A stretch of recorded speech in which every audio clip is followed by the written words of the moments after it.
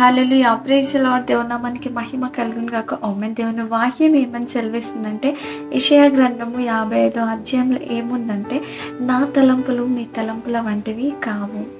మీ త్రోవలు నా త్రోవల వంటివి కావు. ఇదే యెహోవా వాక్కు.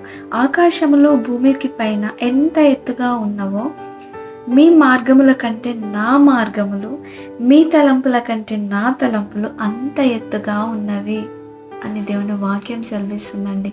మన ఆలోచనలు వేరు, దేవుని ఆలోచనలు వేరు. కొన్ని సందర్భాలలో మనం ఆలోచించిన రీతిగా జరగకపోతే మనం బాధపడతాం కదండి. కానీ దేవుని ఆలోచన ఏంటి అనేది మనం తెలుసుకోవాలి.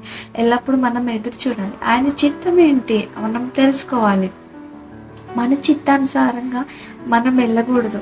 మన చిత్తానుసారంగా వెళ్ళినప్పుడు చాలా సందర్భాలలో ఫెయిల్ అవుతూ ఉంటాము.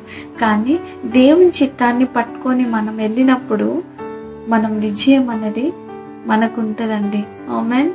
దేవుని తలంపులు మన తలంపుల కంటే తక్కువైనయా? కాదు కదండి. ఎంతో ఉన్నతమైనవి అని చెప్తున్నాడు. కాబట్టి ఆయన యందు విశ్వాసం ఉంచి ఆయన చిత్తానికి మనం లోబడినట్లయితే ఆయన చిత్తాన్ని మనం చేయవారిగా ఉంటామండి. హల్లెలూయా.